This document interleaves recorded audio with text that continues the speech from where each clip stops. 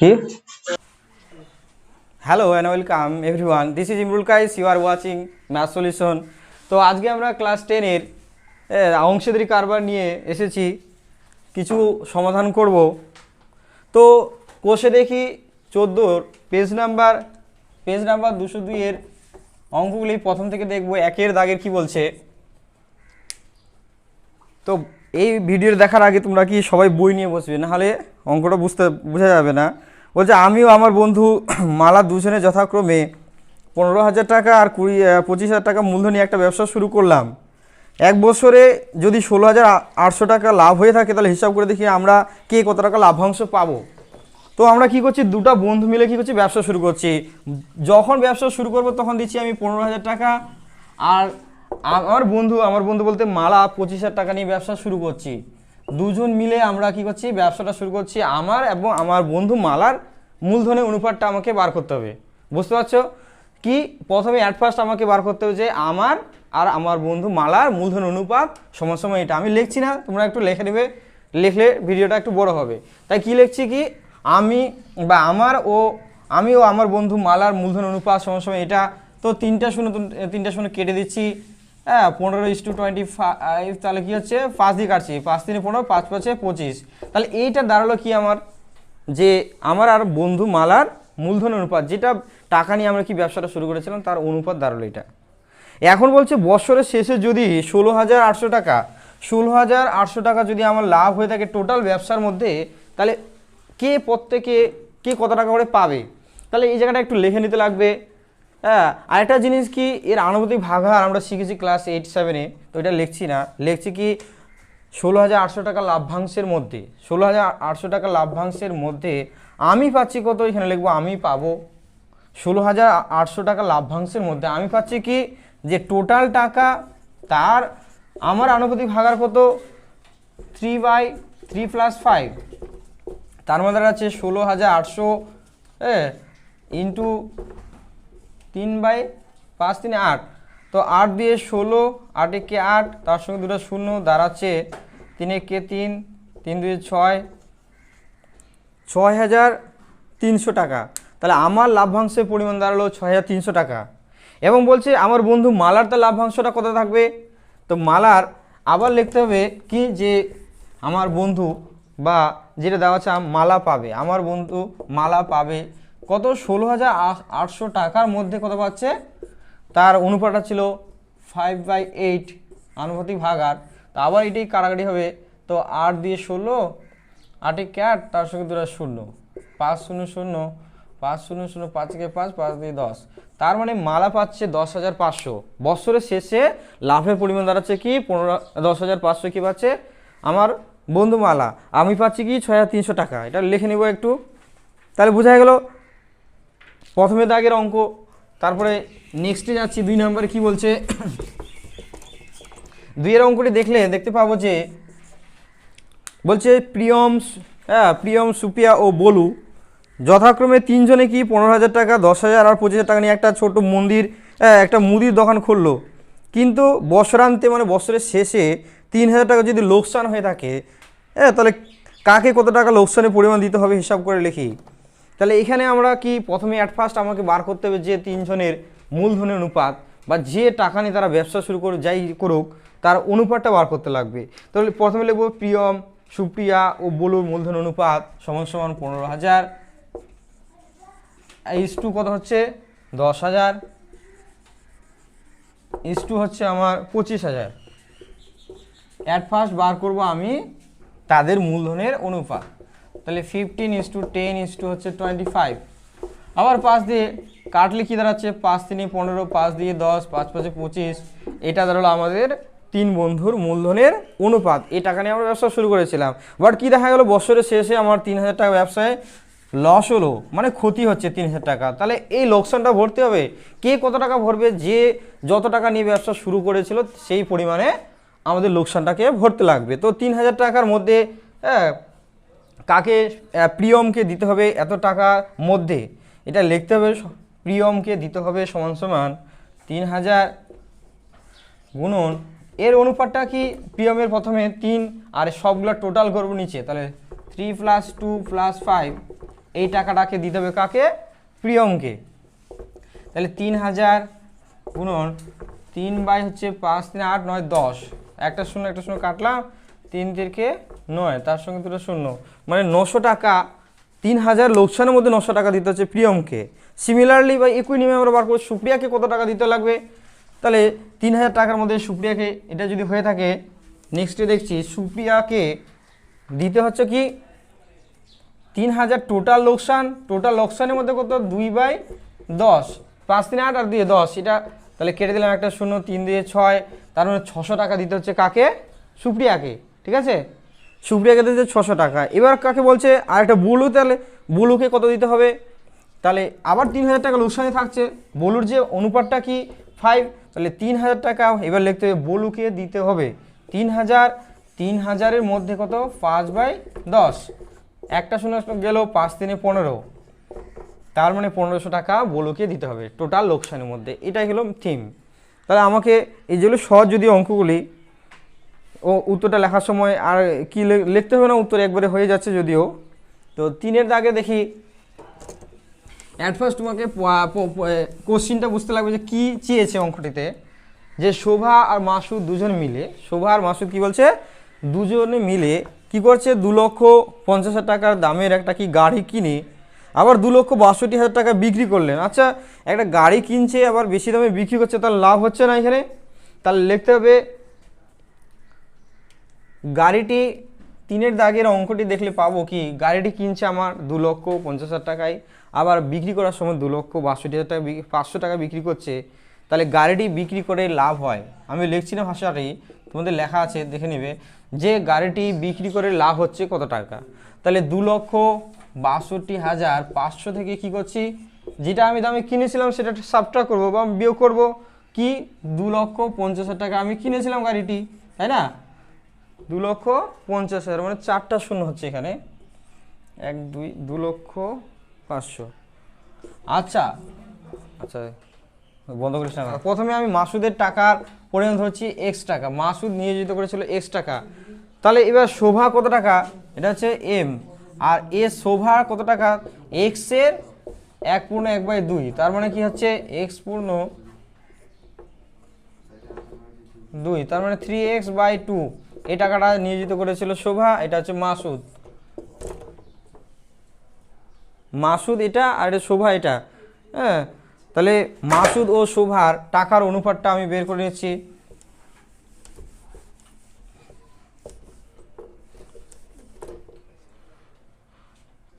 শোভা আর মাসুদের টাকার অনুপাতটি দাঁড়াবে 3x/2 হচ্ছে x, তাহলে 3x/2, এটা আমি কি করলাম 2 দিয়ে গুণ করে দিচ্ছি, তাহলে 3x 2x, একবারে করে দিলাম। 2 দিয়ে গুণ করলে তাহলে এক্সটাও কেটে যাচ্ছে উভয় দিকে, তাহলে 3:2, এটা দাঁড়ালো কি শোভা আর মাসুদের মূলধনের অনুপাত।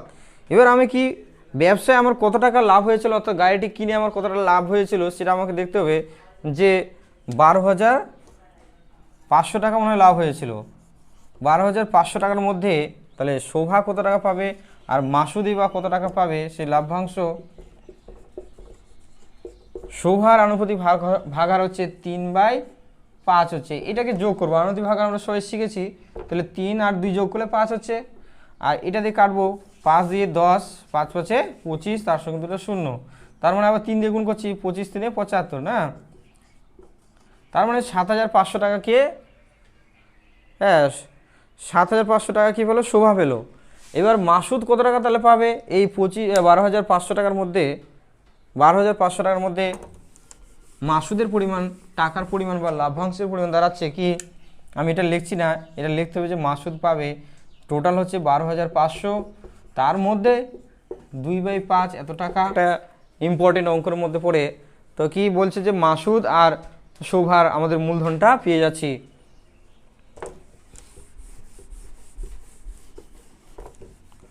চারের দাগে দেখলে কি দেখতে পাচ্ছি, বলছে 3 বন্ধু যথাক্রমে, চারের দাগে প্রশ্ন দেখব, 3 বন্ধু যথাক্রমে 5,000,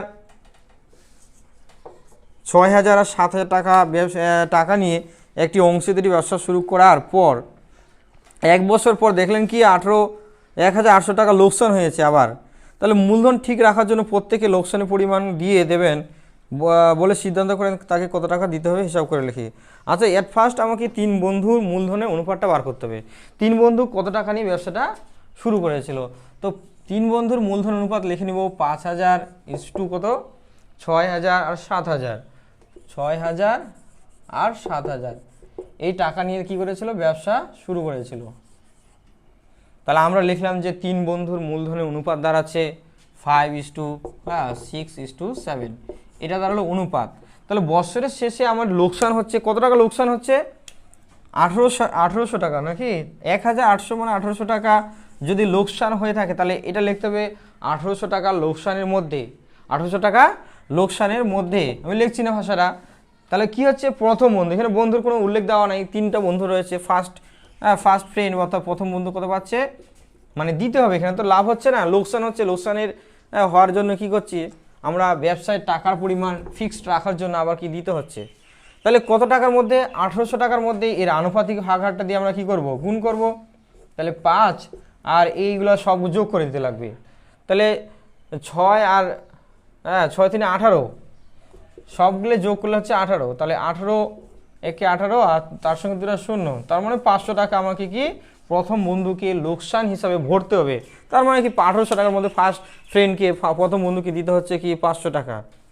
এবার এই 1,800 টাকার মধ্যে সেকেন্ড ফ্রেন্ডকে অর্থাৎ দ্বিতীয় বন্ধুকে আমাকে কত টাকা লোকসান ভরতে হবে, আমি লিখছি না, দ্বিতীয় বন্ধুকে ভরতে হচ্ছে কত বা দিতে হচ্ছে কত 6/18 টাকা।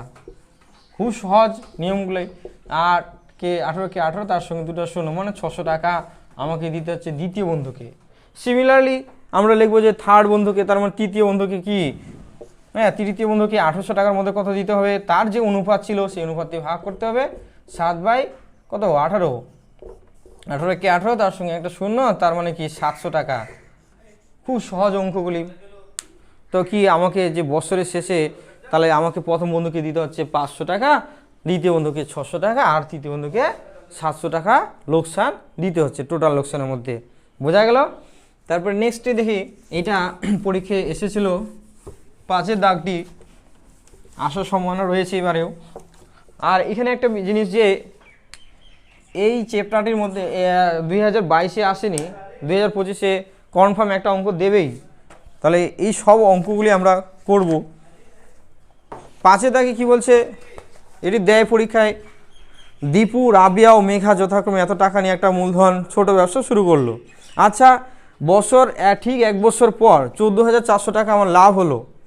লাভের 2/3 অংশ তারা সমানভাবে ভাগ করে নেবে এবং বাকি অংশ মূলধনের অনুপাতে ভাগ করে নিলে কে কত টাকা লাভাংশ পাবে সেটা আমাকে বার করতে বলছে। অ্যাট ফার্স্ট আমি কি বার করব, তাদের যে মূলধন অর্থাৎ তারা যে 3 জন মিলে 3 বন্ধুর মূলধনের অনুপাতটা বা 3 জন মিলে যে ব্যবসা শুরু করেছিল কত টাকা নিয়ে শুরু করেছিল তার ইস্টুটা অর্থাৎ অনুপাতটা বার করছি। 6,500 টাকা, 6,500 ইস্টু কত হচ্ছে এখানে, 5,200 ইস্টু দাঁড়াচ্ছে 5,200 আর এখানে 9,100। 3 বন্ধুর মূলধনের অনুপাতটা আমি বার করে নিচ্ছি।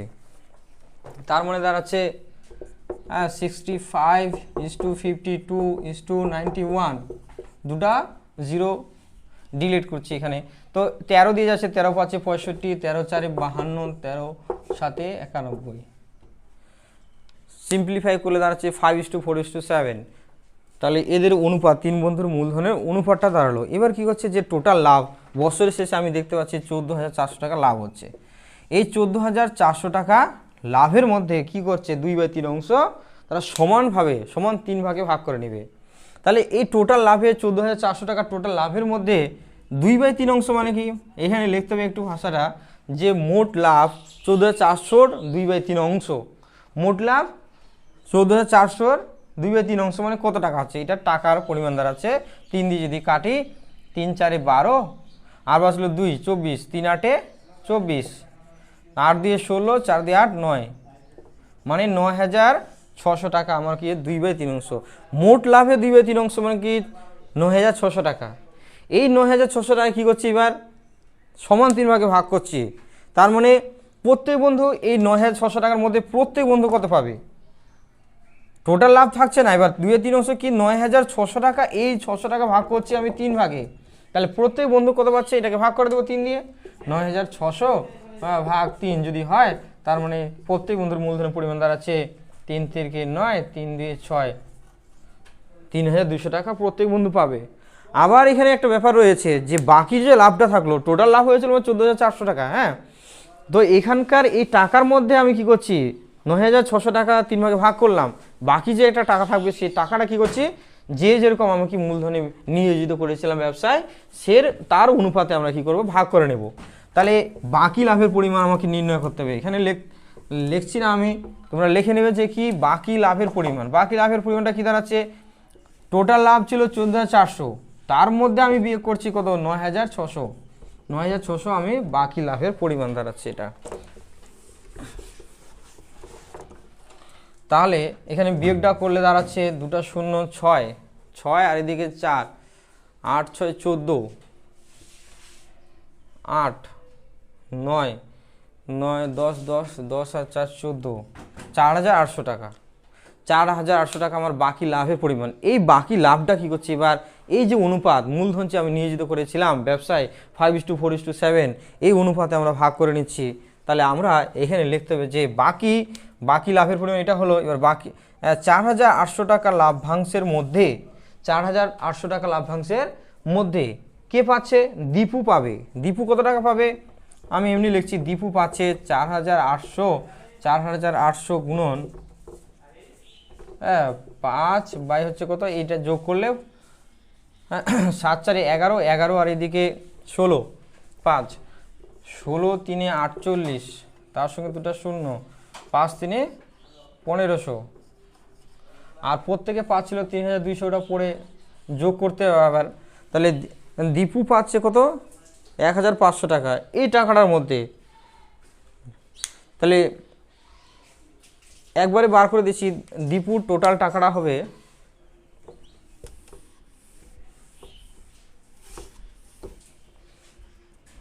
দীপুর টোটাল টাকার পরিমাণ দাঁড়াচ্ছে, টোটাল লাভের পরিমাণ দাঁড়াচ্ছে এখন 1,500 পাচ্ছে, আর আগে পেয়েছিল 3,200। তাহলে দীপুর টোটাল বা মোট লাভের পরিমাণটা দাঁড়াচ্ছে এই টাকাটা 0,057, 4,700 টাকা। এবার বার করব আমি যে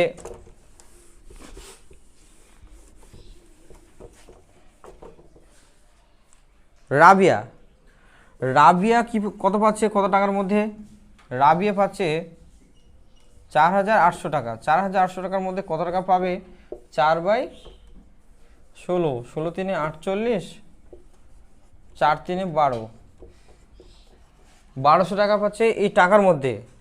আর ওর অ্যাকচুয়ালি তো সবাই মিলে পাচ্ছিল 3,200 টাকা। তাহলে রাবিয়ার মোট লাভের পরিমাণ দাঁড়াবে 1,200 প্লাস হচ্ছে কি 3,200, 1,200 প্লাস 3,200, এটা হচ্ছে রাবিয়ার মোট লাভের পরিমাণ।